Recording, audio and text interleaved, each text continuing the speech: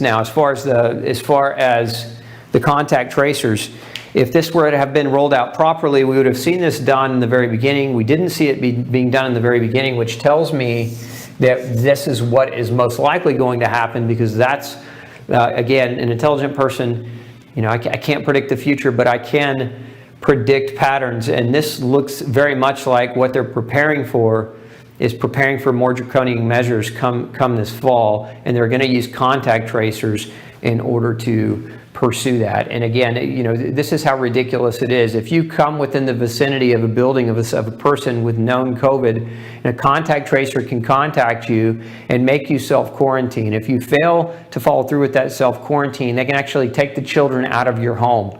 So this is the type of measure that they're moving toward. I've actually talked to a few people who've taken the contact tracing course, and what they're telling me is that this very, very much looks like a level of government overreach, the likes that we've never seen before. So I want to encourage you tonight to contact your local, state, and government representatives and demand that if they want to be voted back in, because we've got one of the great things that's coming in the fall is the voting booth, right? This is the way we get to speak, at least in a non-violent way. And I'm hoping that violence doesn't come from all of this. I really am hoping that, but in some places I kind of feel like we may be in for a civil war, so to speak, where the overreach is so great that the suppression of the population and the suppression of the people living there, where they can't feed their families, they can't go to work, they can't earn an income, and they're restricted to such a great degree. If you back somebody up into a corner, it's very, very difficult to predict whether or not that person is going to get violent. And so I fear that there will be violence coming. But in the fall, we do have this ability to vote. And so make sure that you don't miss this year's vote, because you're going to want to put people into office that respect that government is there on the authority of the people and not the other way around, that government does not hold authority or sway over the people. So again, I know that this thing came along and the government passed an emergency they passed some emergency measures and put in, we won't call them laws because they're not laws, but they put in rules in place based on their emergency powers. But as we see it now, COVID-19 is not an emergency, and nor has it been an emergency. Now, again, this is not me minimizing people that have died from COVID-19, but people die from COVID-19, they die from influenza. There have been a lot of people that have died from COVID-19. There have been a lot of people that haven't died from COVID-19 that were reported to have died from COVID-19. So again, the numbers being inflated. Again, this is not me trying to minimize your pain or suffering if you know somebody or if you've lost somebody from this. But we can't shut down the country. We can't quarantine the country for the fear of the few. We can't control the movement and the ability for the masses to actually be able to function in life. Okay, so what about the vaccines that are coming out? Because this is a big question that we're getting.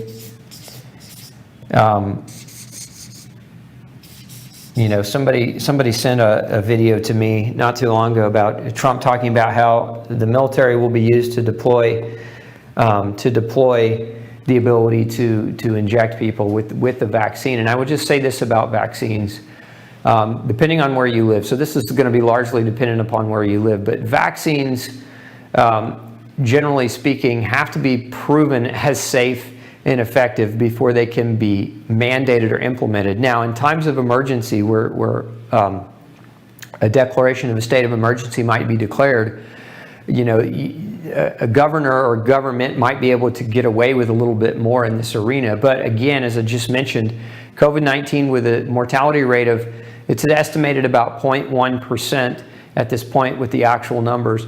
It does not dictate a national emergency. It does not dictate the need for scientific experimentation within the citizenry for the sake of safety for the citizenry. So you've got to look ahead at this, and you've got to ask yourself, will I allow this?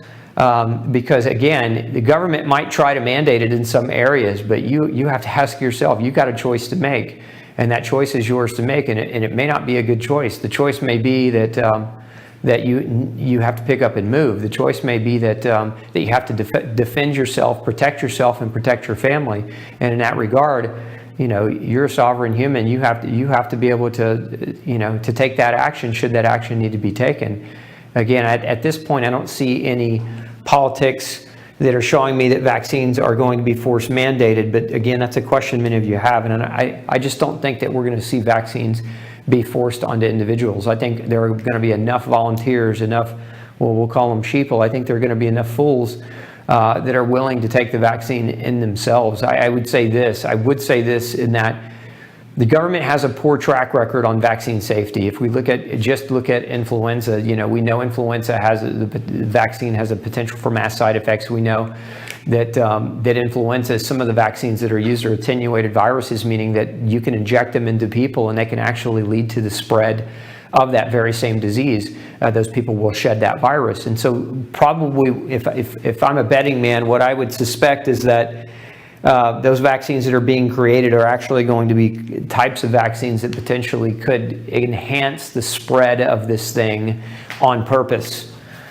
in an effort to create fear and more government overreach. Again, never let a conflict go to waste. It's a political saying, but that's my theory anyway. Call it a conspiracy theory if you want, but we look at the people who received influenza and we look at the research coming out, and the people that received influenza vaccine were much more likely to perish from COVID-19, and those individuals also were much more likely to come down with the serious symptomatology of COVID-19. So I don't trust that a chemical being injected into the body is a better form of immune power than your God-given ability to protect yourself by eating well, sleeping well, getting adequate sunshine, mitigating your stress, and taking care of yourself. That's the best immune system that you have. And sadly, our government hasn't even shed a penny on that message. Like as a matter of fact, our government has actually stomped people out and brought litigation against people trying to bring that message across. A number of colleagues of mine were receiving letters from the FTC. A number of people that I know were being censored through social media, through YouTube, through media outlets, etc. People who had that message, not the message of anything else. Then look, you have an immune system, an innate immune system imbued by God to protect you, and it's the best defense that you could have. And if you just take care of it, then your body will be healthy. Your likelihood that you'll be safe from any virus or any disease is much greater.